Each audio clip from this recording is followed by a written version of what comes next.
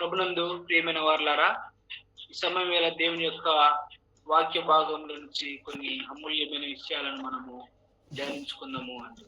అందులో విశేషంగా సంఖ్యాకాండం 20వ అధ్యాయము 25వ వచనం గమనిస్తే, సంఖ్యాకాండము 20వ అధ్యాయము 25వ వచనం నుంచి, నీవు అహరోనును అతని కుమారుడైన ఎలియాజరును తోడుకొని హోరు కొండ ఎక్కి అహరోను వస్త్రములు తీసి అతని కుమారుడైన ఎలియాజరునకు తొలగించు. అహరోను తన పితరులతో చేర్చబడి అక్కడ చనిపోవును. ప్రభునందు ప్రియమైన వారారా, ఇక్కడ మనం గమనిస్తున్న వాక్య భాగం ఏమనగా, అహరోను ఒక ప్రధాన యాజకుడు అంది. ప్రజల పక్షాన ఉండి అనేక విన్నపములు దేవునికి వినిపించేవాడు. దేవుని సన్నిధానంలో దేవుడు ఆ యొక్క ప్రత్యక్ష గుడారంలో, అతి పరిశుద్ధ స్థలంలో తన సన్నిధి సహవాసాన్ని, తన మహిమను ఉంచినప్పుడు అహరోను వెళ్ళి అక్కడ దేవునికి తెలియజేసేవాడుగా ఉండగా, అయితే అహరోను తరువాత ఈ బాధ్యతలు తన కుమారుడైన ఎలియాజరుకు అప్పగింపబడుతా ఉన్నాయి అండి. నిజంగా ఎలియాజర్ జీవితం మనం గమనించినట్లయితే మంచి గుణ లక్షణాలు కలిగిన వాడుగా ఉన్నాడు. అయ్యా అమ్మ, ఎప్పుడైతే ఆ యొక్క బాధ్యతలు అతనికి వచ్చాయో ఆ బాధ్యతలను అతడు అంగీకరించేవాడుగా చూస్తాము అండి. కింది వచనాలు గమనిస్తే 27 నుంచి 29 వరకు చూడండి. మోషే అహరోను వస్త్రములు తీసి అతని కుమారుడైన ఎలియాజరునకు తొడిగించెను.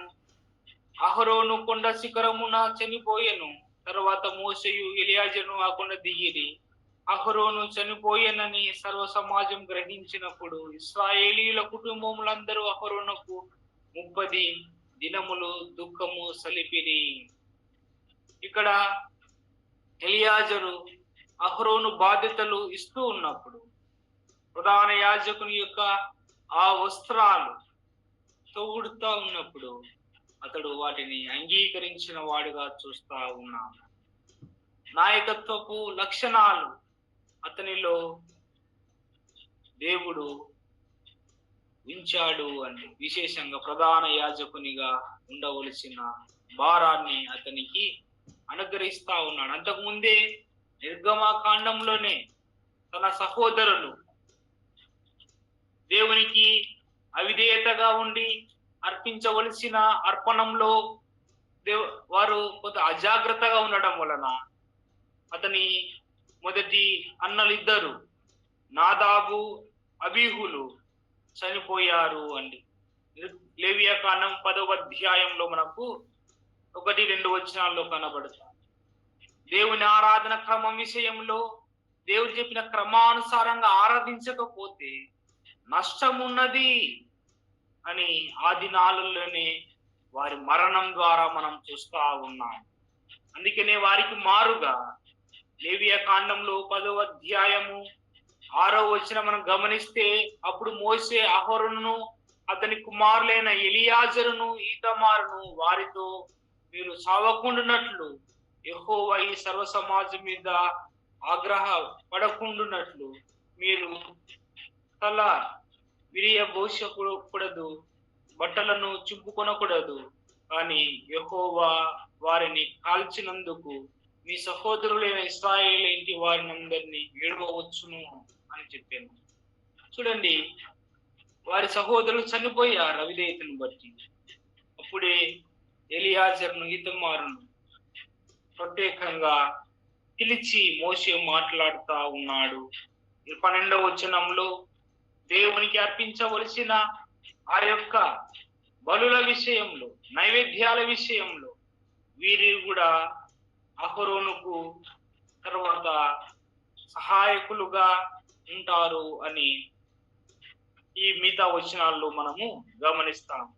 ఆ విధంగా వారిని దేవుని పనికి అప్పుడే యాజకులుగా ప్రతిష్ఠించారు.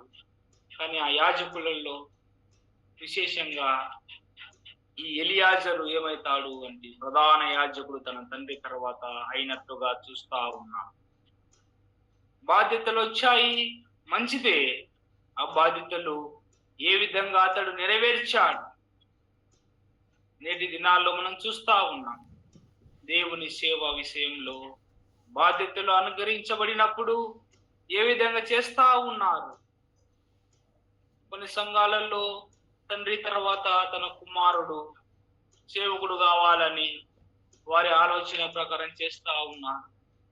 కొన్ని సంఘాలలో దేవుని చిత్తానుసారంగా ఉన్నవారు సేవకులు కావాలి, వాక్య తర్బీదు ఉన్నవారు, వాక్యాన్ని సరిగా పంచిపెట్టేవారు ఉండాలి అని చాలా మంది ఆ సంఘాలలో అనుభవం కలిగిన వారిని, ఆ పనికి యోగ్యులుగా ఎంచబడిన వారిని అపోస్తుల ప్రకారం నియమిస్తా ఉన్నారు అని. అయితే ఇక్కడ ఎలియాజర్ నియమించబడిన తర్వాత అతని పని ఏ విధంగా చేస్తా ఉన్నాడు అంటే మనం గమనించింది లేవియ కాండము 10వ అధ్యాయము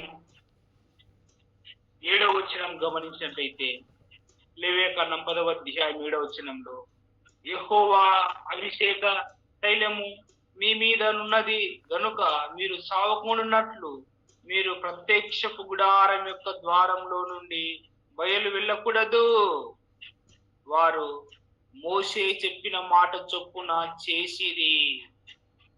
దేవుని సన్నిధి నుంచి మీరు దూరంగా ఉండకూడదు. దేవుని సన్నిధిలోనే ఆయన ప్రత్యక్షతను అనుభవిస్తూ ఉండాలి అని హెచ్చరించబడినప్పుడు దేవుని యొక్క సన్నిధిలోనే వారు తమ జీవితాలను గడిపినట్లుగా చూస్తా ఉన్నాము అని. దేవుని సేవ విషయంలో వారు పరిశుద్ధంగా సేవను జరిగిస్తా ఉన్నారు. అక్కడ పరిశుద్ధంగా లేకపోతే మరణిస్తారు.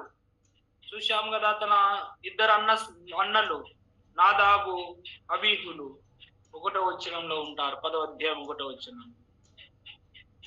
అయోగ్యంగా ఉండడం వలన మరణానికి పాత్రులైపోయారు అని అదే విషయం. అందుకనే ప్రభువు కూడా హెచ్చరించాడు దేవుని యొక్క రసపాత్ర విషయంలో, దేవుని యొక్క ఆ యొక్క శరీరానికి సాదృశ్యమైన ఆ రొట్టె విషయంలో ఎవరు అయోగ్యులుగా ఉండకూడదని చెప్పాడు. ఆరాధన విషయంలో అయోగ్యంగా పొందకూడదు అంటున్నాడు కదా. కొరింథీయులకు రాసిన మొదటి పత్రిక 11వ అధ్యాయము విశేషంగా మనం గమనించినట్లయితే 27వ వచనం నుంచి, కాబట్టి ఎవడు అయోగ్యముగా ప్రభు యొక్క రొట్టెను తినునో లేక ఆయన పాత్రలోని త్రాగునో వాడు ప్రభు యొక్క శరీరమును గురించి రక్తమును గురించి అపరాధి అగును. కాబట్టి ప్రతి మనుష్యుడు తన్ను తాను పరీక్షించుకొనవలెను. చూడండి, లేకపోతే అపరాధులైపోతారు. అయోగ్యంగా పెరిగే వాస్తవంగా మనము పార్టిసిపేషన్ చేస్తున్నాములే అన్నట్టుగా ఉంటే ఖచ్చితంగా నష్టానికి కారకులమైతాం. అందుకనే ఏమొస్తాయి అంటే 29వ వచనంలో, ప్రభు శరీరమని వివేచింపక తిని త్రాగువాడు తనకు శిక్ష విధి కలుగుటకే తిని త్రాగుచున్నాడు. ఇందువలననే మీలో అనేకులు బలహీనులను రోగులునై ఉన్నారు. చూడండి, చాలా మంది బలహీనమైపోతా ఉన్నారు, రోగాలు కలిగి ఉంటున్నారు. ప్రియ సహోదరి సహోదరులారా, ఒక సర్వేలో ఒక సహోదరుడు ఈ విధంగా గమనించాడు. ప్రతి ఇంట్లో మాత్ర ఉంటుందంట, టాబ్లెట్ మెడిసిన్ లేని ఇల్లే లేదు అని అంటున్నాడు. మనిషి మాత్రలు మెడిసిన్స్ బ్రతకవలసిన పరిస్థితికి దిగజారిపోతా ఉన్నాడు. బలహీనులైపోతా ఉన్నారు. అనారోగ్యం పరిస్థితులలో ఎప్పుడు ఎవరన్నా ప్రార్థన అవసరం ఏమన్నా అడిగినారంటే ఏదో క్షేమాభివృద్ధి కోసము, ఆత్మీయ బలం కోసము, కుటుంబం యొక్క అవసరతల కోసము చెప్పరు. ఎప్పుడు అనారోగ్యమే నేను అడుగుతా ఉంటాను అండి. ఒక కుటుంబము ఎప్పుడు జార్ఖండ్లో ఉంటారు, అక్కడ మిషనరీగా పనిచేస్తున్నారు. ఎప్పుడన్నా పలకరిద్దాం, ఎట్టు జరుగుతున్నాయి పరిచర్యలని ఫోన్ చేస్తే ఎప్పుడు అనారోగ్య పరిస్థితులు ఎత్తంటారు.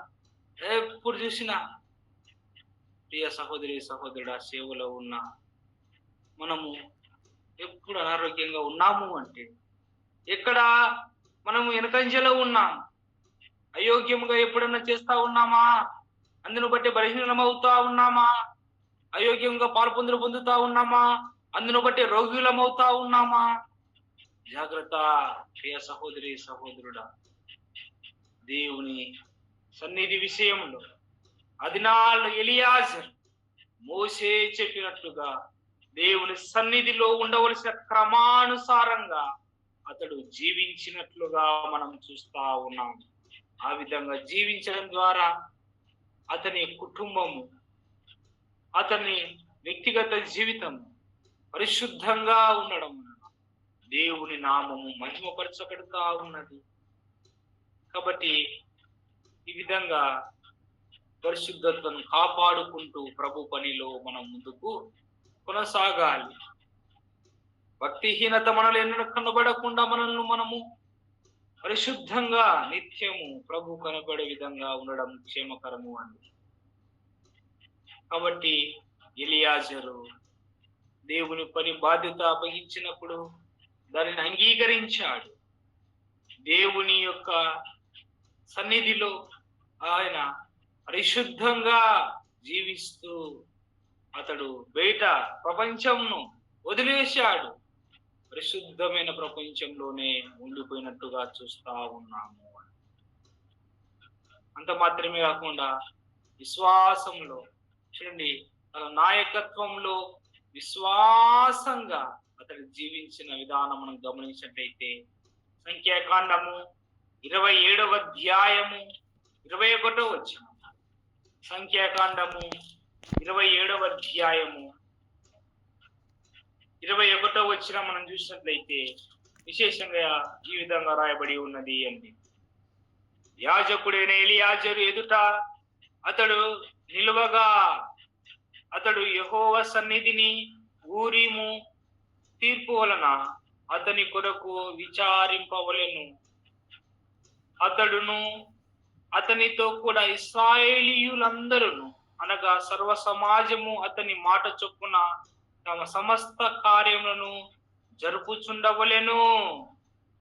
ప్రభునందు ప్రేమిన వాళ్ళ ప్రజల పక్షాన దేవుని దగ్గర విచారం చేసినప్పుడు దేవుడు ఏమైతే ఆజ్ఞాపిస్తాడో దాని ప్రకారం అతడు న్యాయం చెప్పేవాడుగా ఉన్నాడు.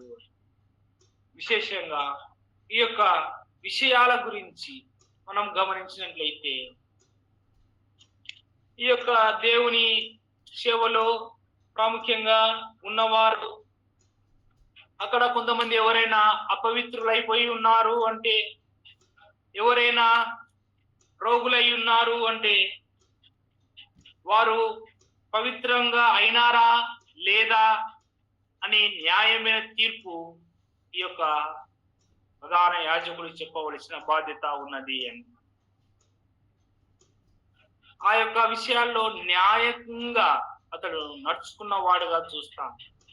చూడండి, ఆ బాధ్యతను ఈ యొక్క యాజకులకు అప్పగించాడు.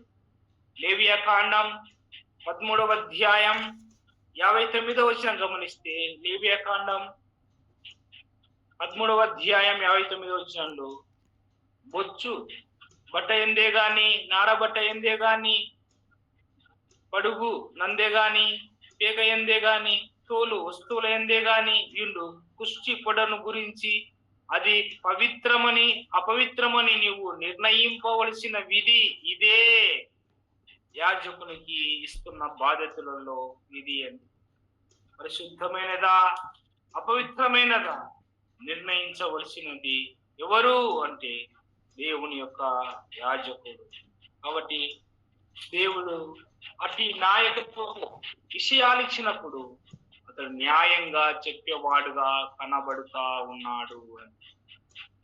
కాబట్టి సేవకుడు ఒకరి పక్షాన ఉండకూడదు, న్యాయం పక్షాన ఉండాలి. కొన్నిసార్లు సంఘాలలో సమస్యలు లేదా కొన్నిసార్లు సంఘస్థులలో వ్యక్తిగతంగా వారి కుటుంబాల వలన సమస్యలు వచ్చినప్పుడు భార్యాభర్తల మధ్య ఒకవైపు ఏం మాట్లాడకూడదు, న్యాయం విచారించాలి, తెలుసుకోవాలి. వారి కుటుంబ శ్రేయస్సు కోసం ఎవరు పవిత్రులు ఎవరు అపవిత్రులు అని గమనించాలా. దేవుని సన్నిధానంలో దాని ప్రకారం న్యాయం తీర్చాలి. చాలా మంది కొంతమంది రెచ్చగొట్టి న్యాయాన్ని అన్యాయంగా మార్చి కుటుంబాలను చిన్నాభిన్నం చేసేవారు ఉన్నారు. ఒక సహోదరుడు నాకు ఫోన్ చేశాడు, నాకు ఇంత అన్యాయం జరిగిందన్నా, వాస్తవం ఇదే అన్నా. ఆ సంఘ సేవకుడు ఈ విధంగా నన్ను నా భార్యను వేరు చేసి 7 సంవత్సరాలు అయిందన్నా, నన్ను ఇంకా ఇబ్బంది పెడుతూనే ఉన్నారు అని బాధపడుతూ ఉన్నాడు. ఇది న్యాయమా? ఒక సేవకుడు ఆ విధంగా చేయవచ్చా? ఉంటాయి లోపాలు, వాటిని చెప్పాలా, గద్దించాలా, వారిని సరి చేసుకొని ప్రభు దగ్గర పశ్చాత్తాపపడమని సెలవియ్యాలి. కానీ విడగొట్టే వారిగా ఉండడం వల్ల నష్టానికి కారకులైపోతా ఉన్నాం. దేవుడు జతపరిచిన వారు ఎవరు విడగొట్టకూడదని దేవుడు సెలవిచ్చాడు. కానీ మానవుడు కుయుక్తులకు అనేక రకాల ఆలోచనలు ఉండడం వలన న్యాయంగా అనుసరించలేకపోతా ఉన్నాడు సేవ విషయంలో. కాబట్టి చాలా మంది అనుసరిస్తున్నారు, వారిని బట్టి దేవునికి స్తోత్రాలు. కొంతమంది ఇటువంటి విషయాలలో తప్పిపోతా ఉన్నారు. కానీ ఎలియాజరు మాత్రం తనకు అప్పగింపబడిన పని విషయంలో ఆ పని చేయడానికి అతడు నిలబడ్డాడు, పరిశుద్ధంగా జరిగిస్తా ఉన్నాడు. నాయకత్వపు విషయాలలో విశ్వాసంతో ముందుకు కొనసాగిస్తా ఉన్నాడు దేవుడు చెప్పిన దాని ప్రకారం. అంత మాత్రమే కాకుండా దేవుని ఆజ్ఞలను గౌరవించేవాడుగా ఉన్నాడు. దేవుడు ఏం తెలియజేస్తాడో ఆ విషయాలను చూడండి. సంఖ్యాకాండము 31వ అధ్యాయము 21వ వచనం నుంచి చూస్తే, సంఖ్యాకాండము 31వ అధ్యాయము 21వ వచనం నుంచి, అప్పుడు యాజకుడగు ఎలియాజరు యుద్ధమునకు పోయిన సైనికులతో యెహోవా మోషేకు ఆజ్ఞాపించిన విధి ఏమనగా, వీరు బంగారును, వెండిని, ఇత్తడి, ఇనుమును, తగరమును, సీసమును అనగా అగ్ని చేత చెడని సమస్త వస్తువులను మాత్రము అగ్నిలో వేసి తీయవలెను, అప్పుడు అవి పవిత్రములగును. అయితే పాప పరిహార జలము చేతను వాటిని పవిత్రపరచవలెను. అగ్ని చేత చెడునట్టి ప్రతి వస్తువును నీళ్ళల్లో వేసి తీయవలెను. 7 దినమున మీరు మీ బట్టలు ఉతుకుకొని పవిత్రులైన తర్వాత పాలెంలోనికి రావచ్చున. నేను ఇక్కడ చూస్తా ఉన్నాం, దేవుడు ఏమైతే సెలవిచ్చాడో ఆ మాటలను తీసుకొచ్చి వీరికి విన్నపిస్తా ఉన్నాడు. పవిత్రులు అయి ఉండాలి అని, వీరు తెచ్చిన వస్తువులు పవిత్రపరచబడాలి అంటే ఈ క్రమాన్ని అనుసరించాలి.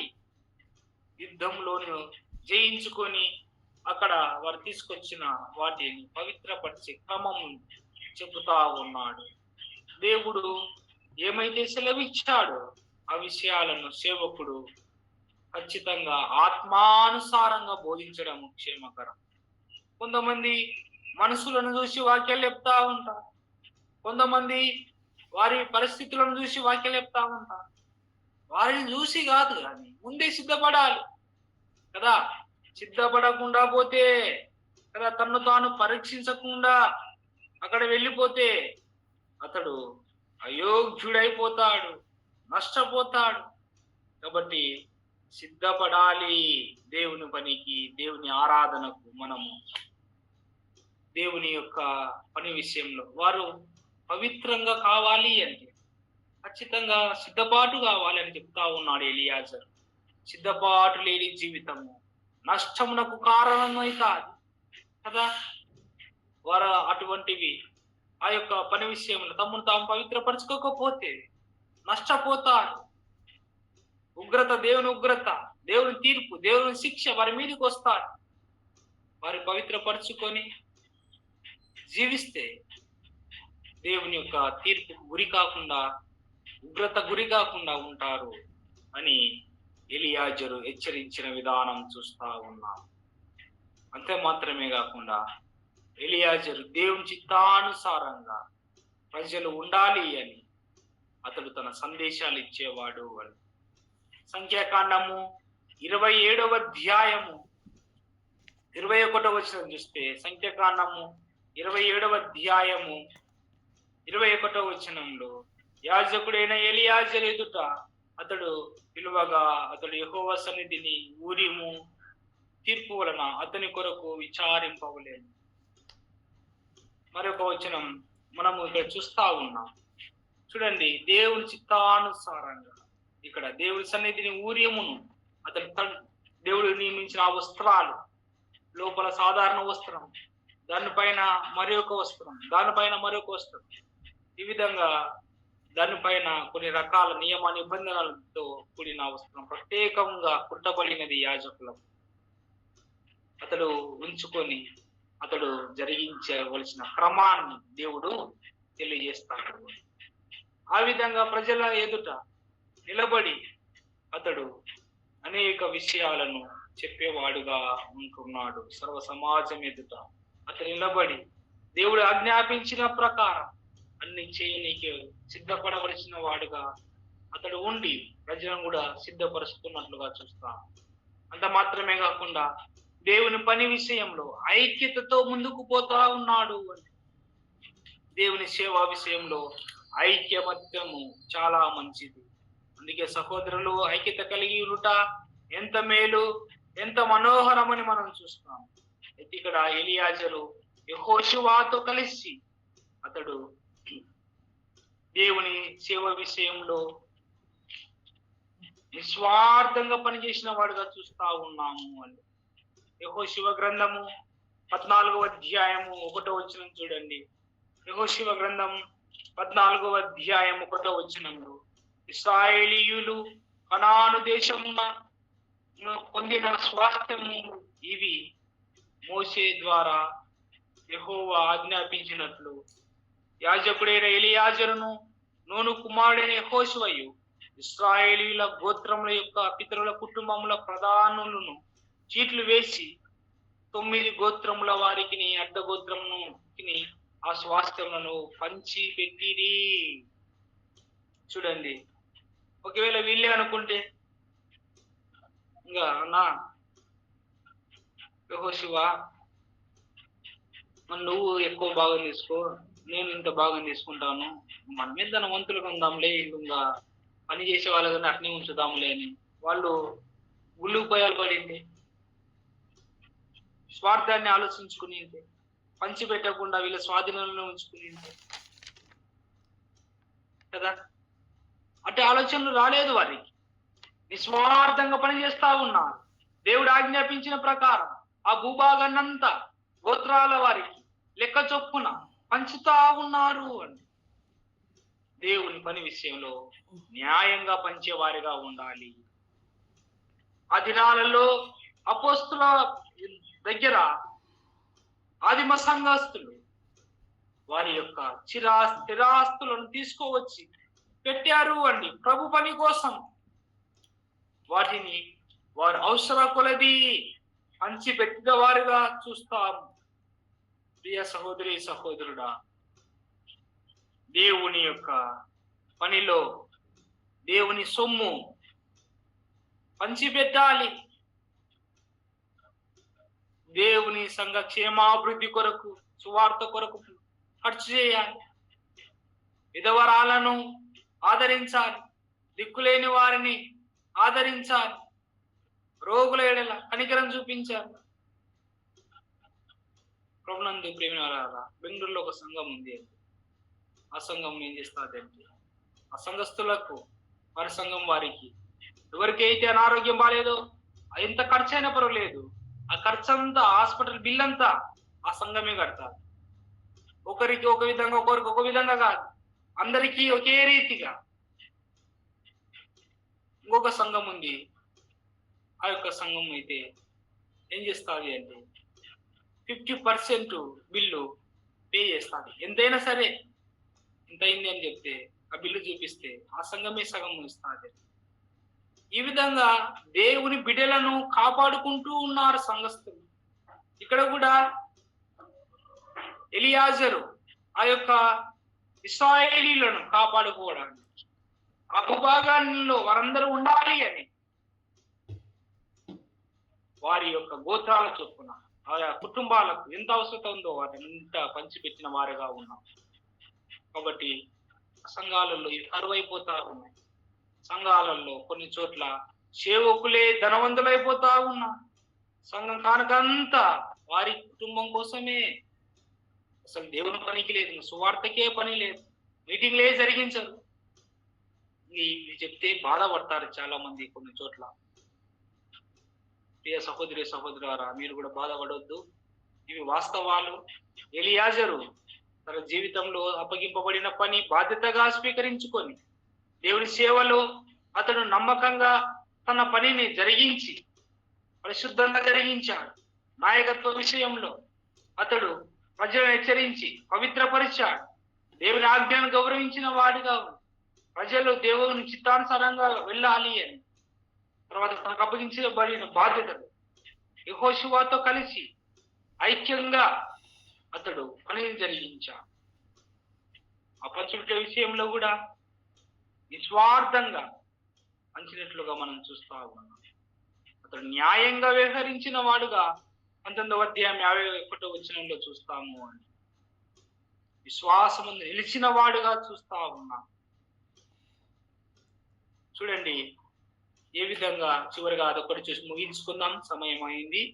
యెహోషువ గ్రంథం 24వ అధ్యాయం 33వ వచనం చూస్తే, యెహోషువ గ్రంథం 24వ అధ్యాయం 33వ వచనంలో, మరియు అహరోను కుమారుడైన ఎలియాజరు మృతి నొందినప్పుడు ఎఫ్రాయిమీయుల మన్యములో అతని కుమారుడైన ఫినెహాసును ఇయ్యబడిన ఫినెహాసు ఇరిలో జనులు అతన్ని పాతి పెట్టిని.